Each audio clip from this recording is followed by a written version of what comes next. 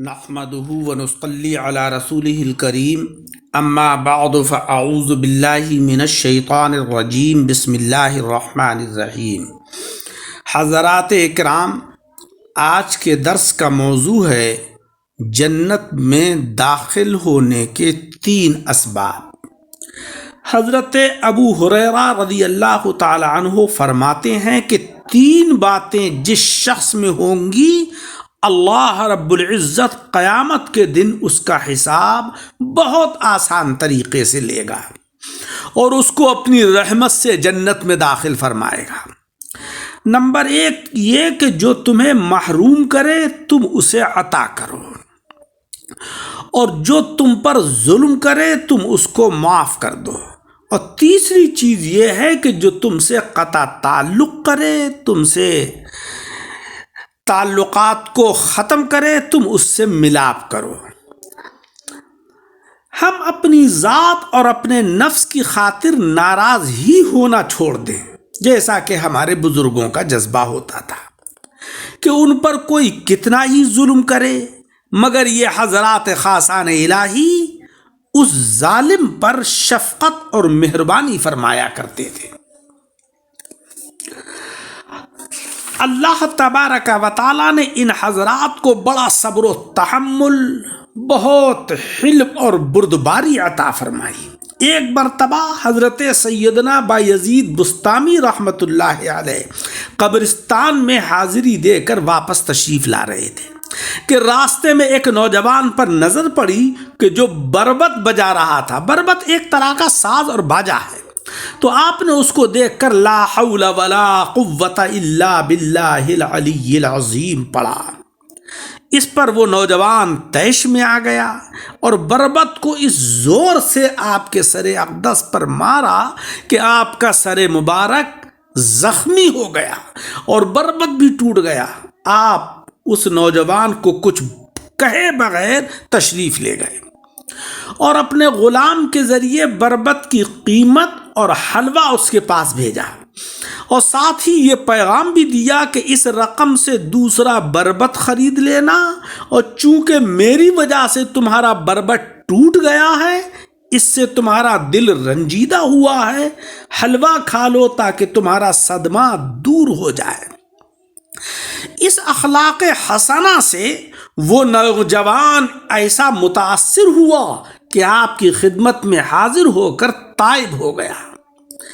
کس قدر حسین انداز ہے نیکی کی دعوت دینے کا، اور کتنا بلند ہوتا ہے اللہ تبارک و تعالیٰ کے خاص بندوں کا اخلاق۔ حقیقتاً بزرگی کا دوسرا نام ہی حسن اخلاق ہے۔ سب سے زیادہ جنت میں لے جانے والے اعمال میں سے خوف خدا اور حسن اخلاق ہی ہیں، کیونکہ جس انسان کے اندر خوف خدا ہوتا ہے وہ برائیوں سے محفوظ رہتا ہے، اور جس انسان کے اندر حسن اخلاق ہوتا ہے، اس کا اخلاق اچھا ہوتا ہے، تو اللہ تبارک و تعالی اس سے خوش ہوتا ہے۔ اور زبان کا بیجا استعمال اور شرمگاہ کی حفاظت نہ کرنا، یہ 2 ایسی باتیں ہیں کہ جو جہنم کے اندر جانے کے لیے سب سے بڑے اسباب ہیں۔ حضرت ابو ہریرہ رضی اللہ تعالیٰ عنہ فرماتے ہیں کہ آقا علیہ الصلاۃ والسلام نے فرمایا کہ تم لوگ جانتے ہو کہ سب سے زیادہ کون سی چیز لوگوں کو جنت میں داخل کرے گی؟ سنو، وہ یہ ہے کہ اللہ تبارک و تعالیٰ سے ڈرنا، اور دوسرے یہ کہ اچھے اخلاق سے اپنے آپ کو متصف کرنا۔ اور کیا تم لوگ جانتے ہو کہ کون سی چیز سب سے زیادہ لوگوں کو جہنم میں داخل کرے گی؟ آپ نے فرمایا سنو، وہ یہ ہے کہ منہ اور شرمگاہ، کیونکہ انسان کی زبان ہوتی تو چھوٹا سا عضو ہے، مگر اس سے بڑے بڑے گناہ صادر ہوتے ہیں اس کی وجہ سے۔ اسی طریقے سے شرمگاہ، ہر وقت فضول بک بک کرنے والوں اور شہوت سے مغلوب ہو کر تاک جھانک کرنے والوں کے لیے یہ حدیث بڑی عبرت انگیز ہے۔ خوش اخلاق اسلامی بھائیوں اور بہنوں کے لیے جنت کی خوشخبری ہے۔ اس میں حضرت مولا علی کرم اللہ وجہہ نے فرمایا کہ تم لوگ اچھے اخلاق کو لازم پکڑو کیونکہ یہ یقیناً جنت میں لے جائے گا۔ بد اخلاق حدیث مبارک کے حکم کے مطابق بدبخت اور بد نصیب ہے۔ حضرت زید بن ثانہ رضی اللہ تعالی عنہ جو پہلے ایک یہودی عالم تھے، انہوں نے آقا علیہ السلام سے کھجوروں کا سودا کیا۔ معاہدے کے مطابق کھجوریں دینے کی مدت بھی ابھی 2 دن باقی تھے اس میں کہ انہوں نے بھرے مجمع میں حضور علیہ السلام کا دامن اقدس پکڑ کر انتہائی تلخ اور ترش لہجے میں آپ سے کھجوروں کا مطالبہ کیا اور چلا چلا کر کہا کہ اے محمد صلی اللہ علیہ وسلم، تم سب عبد المطلب کی اولاد کا یہی طریقہ ہے کہ تم لوگوں کے حقوق ادا کرنے میں دیر لگاتے ہو۔ یہ منظر دیکھ کر حضرت عمر فاروق رضی اللہ تعالی عنہ کو جلال آ گیا اور نہایت ہی غضبناک نظروں سے گھور کر دیکھا اور فرمایا کہ اے اللہ کے دشمن، تو اللہ کے رسول سے ایسی گستاخی کر رہا ہے۔ خدا کی قسم، اگر آقا علیہ السلام کا ادب مانع نہ ہوتا تو میں ابھی ابھی تیری گردن تلوار سے اڑا دیتا۔ یہ سن کر آقا علیہ السلام نے فرمایا کہ اے عمر، تم نے یہ کیا کہہ دیا؟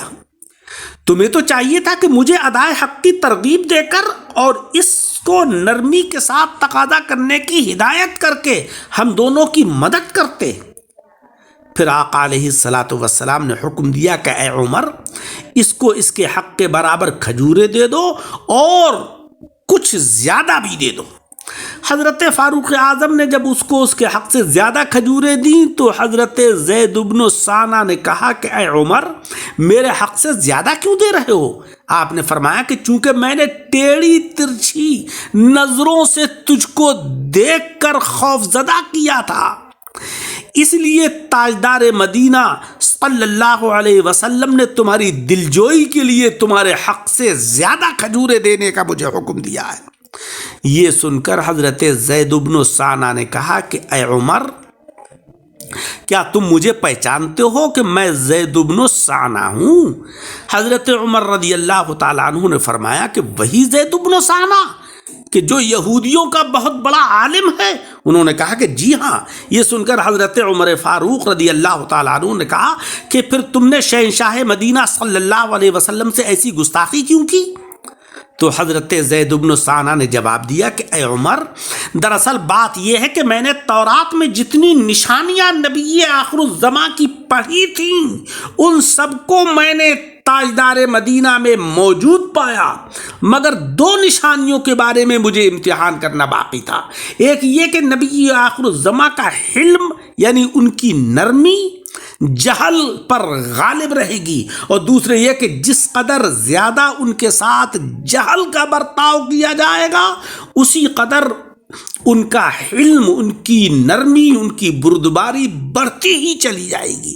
لہذا اس ترکیب سے میں نے ان دونوں نشانیوں کو بھی آپ صلی اللہ علیہ وسلم میں دیکھ لیا، اور میں شہادت دیتا ہوں کہ آپ صلی اللہ علیہ وسلم نبی برحق ہیں، اور اے عمر، میں بہت ہی مالدار آدمی ہوں، تمہیں گواہ بناتا ہوں کہ میں نے اپنا آدھا مال حبیب پروردگار جناب محمد مصطفیٰ صلی اللہ علیہ وسلم کی امت پر صدقہ کر دیا۔ پھر آقا علیہ السلام کی بارگاہ میں حاضر ہوئے اور کلمہ طیبہ لا الہ الا اللہ محمد الرسول اللہ پڑھ کر دائرہ اسلام میں داخل ہو گئے۔ عزیزوں، دیکھا آپ نے حلم اور بردباری کا کیا انجام ہوتا ہے؟ اسلام کی جو ترقی اور اسلام کو جو عروج حاصل ہوا وہ ہمارے اسلاف اور ہمارے بزرگوں کے اخلاق حسنہ کے ذریعے سے حاصل ہوا ہے۔ کاش ہمارے اندر بھی آقا علیہ السلام کے اخلاق حسنہ کی جھلک پیدا ہو جائے تو انشاءاللہ ہم بھی بہترین مبلغ اور اسلام کی اشاعت کا بہترین سبب بن جائیں گے۔ اللہ تبارک و تعالی عمل کی توفیق عطا فرمائے۔